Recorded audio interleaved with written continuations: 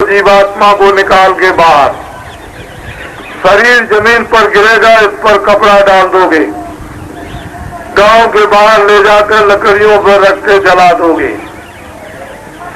ये मकान और जमीन और घर का सामान और आपके दोस्त मित्र बच्चे जिनको तुमने अपना बनाया था कि मेरे काम आएंगे, वो तो सब ये पड़े रहे। आपको ये बातें खूब समझदारी से समझ लेना है। खेती छोड़ना नहीं, दुकान छोड़ना नहीं, दफ्तर छोड़ना नहीं। पहले खेती, दुकान, दफ्तर का काम करो, बाद में बच्चों की सेवा करो। दोनों जिम्मेदारी को पूरा निभा दो। यही तुम्हारे लिए सबसे ग्रस्त आश्रम का प्रतिपालन है। जब कोई समय काम का ना हो तो आधा घंटा भगवान का भजन, आधा घंटा भगवान का भजन करोगे और आत्म धन जब जमा करोगे भजन के द्वारा, तो चलते समय वो आपकी रक्षा करेगा, मदद साथ चलेगा। बाकी माया की छाया को जिसको आपने अपना बनाया, इनमें से कोई भी आपके साथ जाने वाला नहीं, ना आपकी कोई मदद करेगा। जिस तरह से तुम संबंध गांठ कर, संबंध बनाकर रिश्तेदार कहते हो मेरे रिश्तेदार हैं, इसी तरह से अगर तुम ये समझकर कोई सबसे बड़ी रिश्तेदारी बना ली जाए जो इधर भी मेरे काम आए उधर भी काम आए, वो कौन होते हैं? ऋषि मुनि महात्मा साधु संत, जो उस परमात्मा को प्राप्त चिल्लाते और विलाप करते हैं, अरे ये जो देख रहे हो बाहर की आंखों से, इसमें तुम्हारा कुछ भी नहीं है, और तुम्हारे अंदर जो जीवात्मा बैठी है उससे तुम देखते, वो सब कुछ तुम्हारा था, उसको तो देखना तुमने बंद कर दिया, उसको तो तुमने देखा नहीं, और ये देखते हो ये तुम्हारा है नहीं, जो तुम्हारा उसको तुमने जाना नहीं।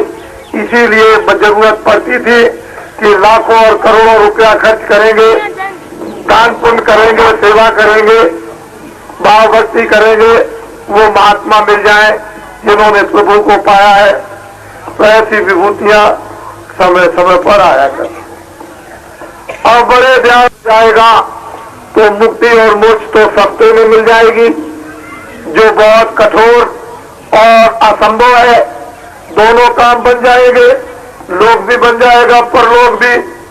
लेकिन आपने इन बातों को जब भुला दिया तो रामायण, गीता, भागवत, वेद, मंदिर, देवता, गंगा, जमुना, जल, पृथ्वी, अग्नि, वायु, आकाश, इन सब देवताओं को आपने छोड़ दिया। उन्होंने पूछा आप कौन हो?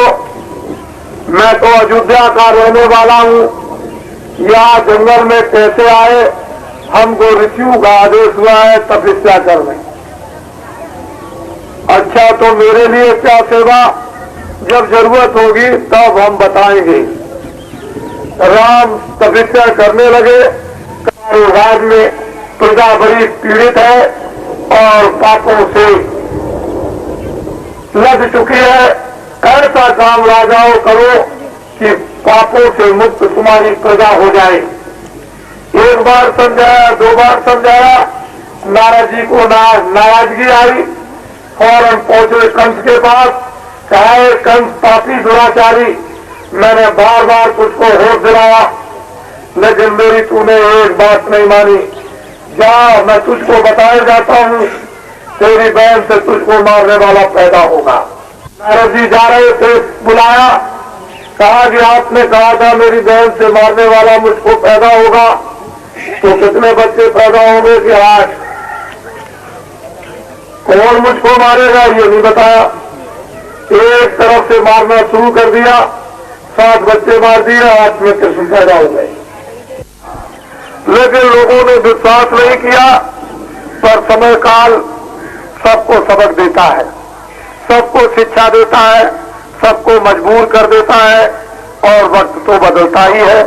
चाहे आप मानो न मानो, कृष्ण को, राम को पहचानो न पहचानो, मोहम्मद और ईसा को मत जानो, आप बौद्ध और महावीर को मत पहचानो, तुलसीदास मीरा को तुम जहर और भी पिला दो, लेकिन वक्त बदलता है। ऋषियों की, संतों की कभी बाणी मिथ्या नहीं जाती है।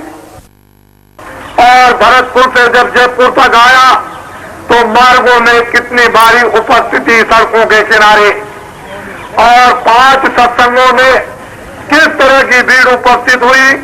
और रात को जयपुर में जो एक बहुत बड़ा जन समुदाय उपस्थित हुआ था, उसको आप लोगों ने अपनी आंखों से देखा। इस काफिले का उद्देश्य यह, वो आपको कुछ बताना चाहता, यह है कि आगे बड़ी तकलीफ, बड़े संकट, बड़े दुख आगे आने वाले हैं। तो सावधान ये काफिला करेगा कि तुम लोग अब कम से कम ये बात समझो। आज से हुक्म और आदेश हुआ है भगवान का कि इंसान आदमियों को ये बता दो कि तुमने बहुत झूठ बोला, धोखे दिए, बेईमानी की, चोरी की, कत्ल किए, तुमने बहुत जानवर और पंछी और आदमियों को मारा, अब इन बुरे कामों को बंद करो। उसने हुक्म दिया है कि न रामायण में लिखा, न गीता में, न वो कुरान में, न बाइबल में हुक्म दिया है कि इनको बता दो कि शराब की बूंद का एक कतरा भी मत पीना। वो मांस मुर्दों मिट्टी को खाने के लिए उसने हुक्म दिया है कि इनको कहो कि इसको अब बंद कर दो। दिन में जाकर खेती का, दुकान का, दफ्तर का काम करे, बच्चों की सेवा करे। इन लोगों से ये कहो कि हिंदू आधा घंटा भगवान का मनसूबी मंदिर में सच्चा भजन करें। मुसलमान इस जिस्मानी मस्जिद में सच्ची खुदा की इबादत करे, और ईसाई इसमें प्रार्थना करें। तीनों जातियों के लोग अगर वास्तव में अपने अपने काम, बच्चों की सेवाओं में लग जाएं और आधा घंटा इबादत भजन भगवान का सच्चा करने लगे, तो दुनिया की सारी आने वाली आई हुई तबादत, मुसीबत और ये संकट आपके टल सकते हैं।